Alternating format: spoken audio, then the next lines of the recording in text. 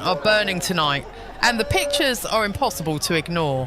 What began as a quiet vigil in Tottenham turned into a citywide inferno inside hours. A man shot by police, a family grieving outside a station, a crowd holding candles, then a bottle, then another. Within moments, grief flipped into fury and the city snapped. Police formed a line, the crowd surged, voices rose. A car went up in flames, blue lights still flashing through black smoke. Officers fell back as bodies pushed forward. Someone screamed, "Protect our kids!" And the sound that answered it was a raw, unfiltered roar, as if that cry had been waiting years to be let loose.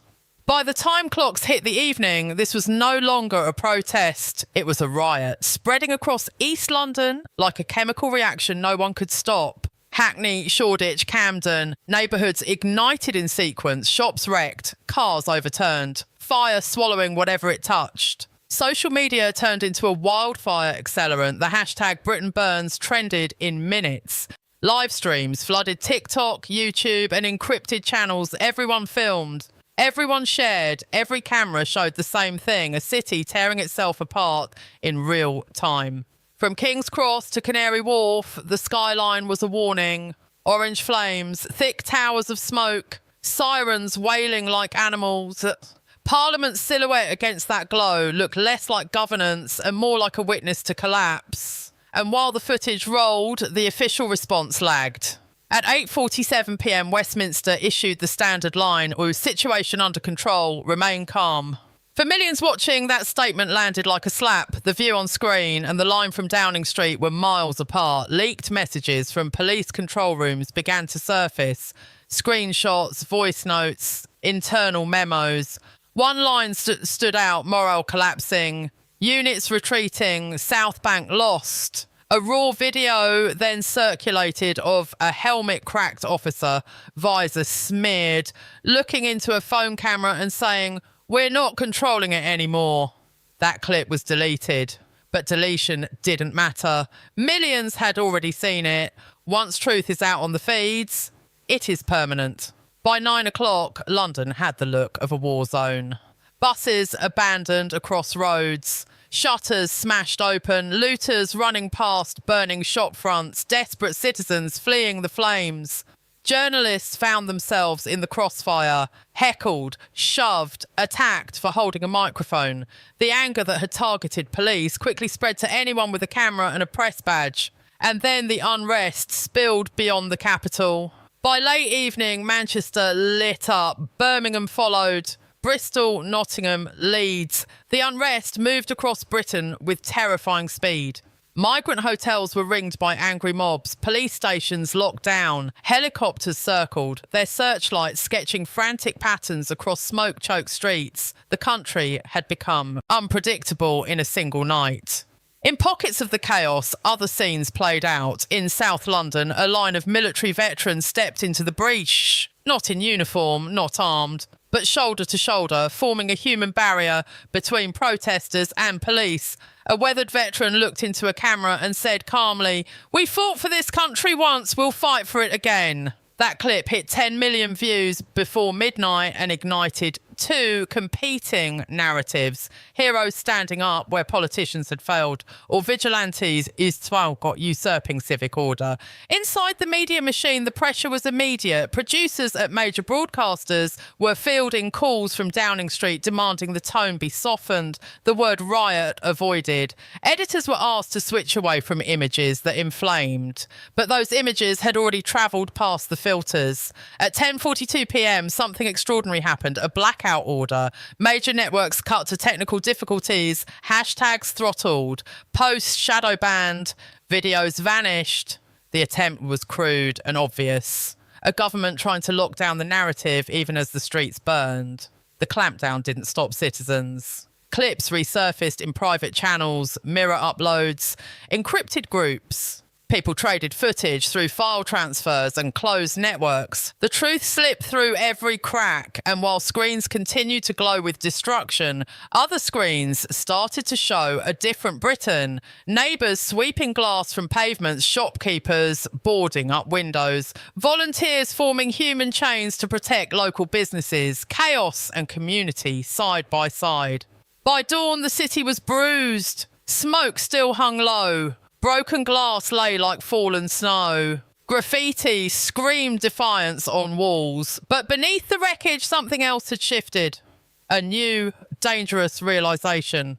The public understood something it had not before. Power isn't only in Westminster, the police station, or the briefing room.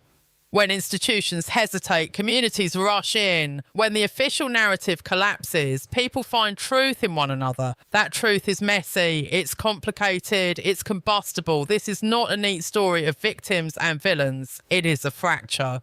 The veneer of order has been peeled away, and beneath it is a country living its rawest, angriest self. The social contract, the invisible glue binding citizens to state, is fraying before our eyes. When trust in official channels breaks, alternative movements rush to fill the gap. Grassroots networks, encrypted chatter, and local leaders step into roles they weren't elected to occupy. That can lead to renewal. It can also lead to chaos. Across the country, ministers were described as frantic, advisors paced. Phones were glued to ears. Leaked footage suggested panic in the corridors of power. One aide reportedly delivered the line that would spread across the nation, "They've breached Trafalgar Square." The Prime Minister looked at a bank of live screens showing the city on fire and whispered, "God help us." The words landed as surrender, not leadership. And now the question that should concern every listener: what comes next? Will the state reclaim control?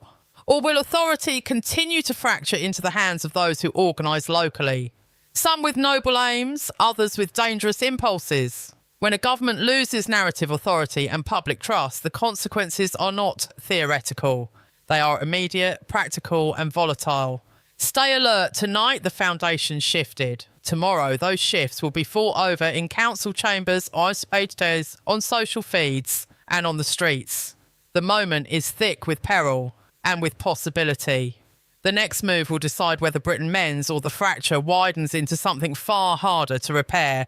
The night Britain burned didn't end when the flames weakened. It carried into the early morning, into conversations whispered behind closed doors, into jittery meetings inside Whitehall. Ministers described the atmosphere as electric with fear.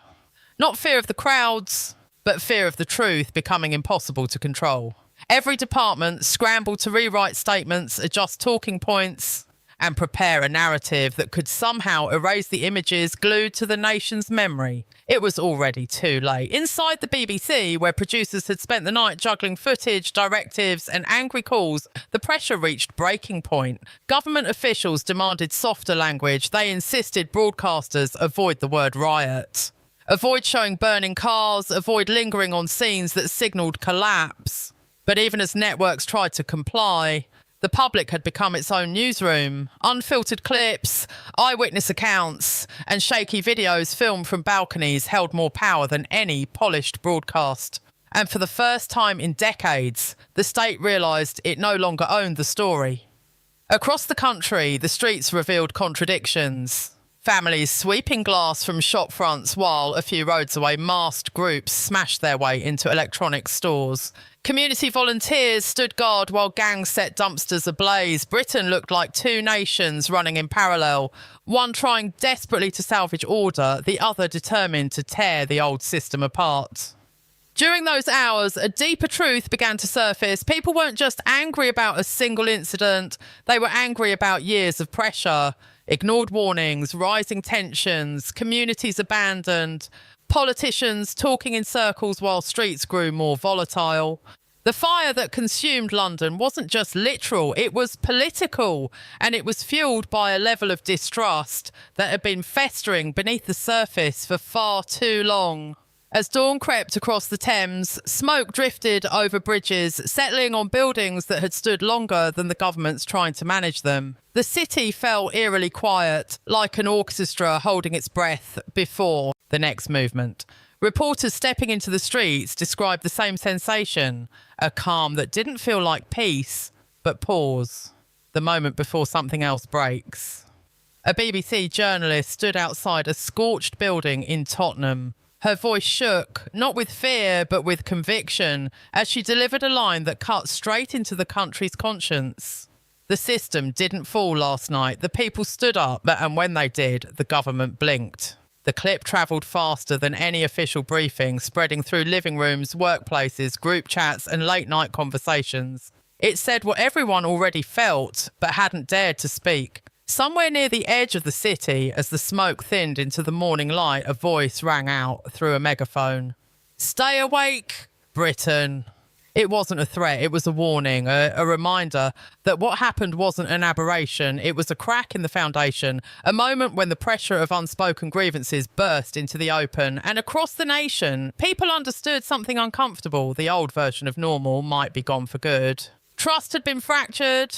The state's grip on information had slipped. The streets had shown that authority is only as strong as the public's belief in it. When a government loses control of the narrative, it loses control of the country. And what rises in the gap isn't stability, it's uncertainty, grassroots power, rival movements, and a fight to redefine the future.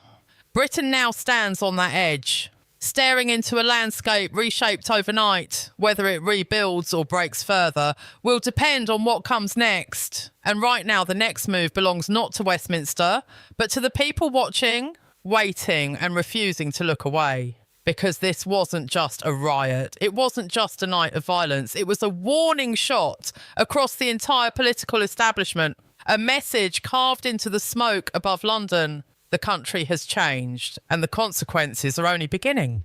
The question now isn't whether stability can be restored. The question is whether those in power even understand what they've unleashed.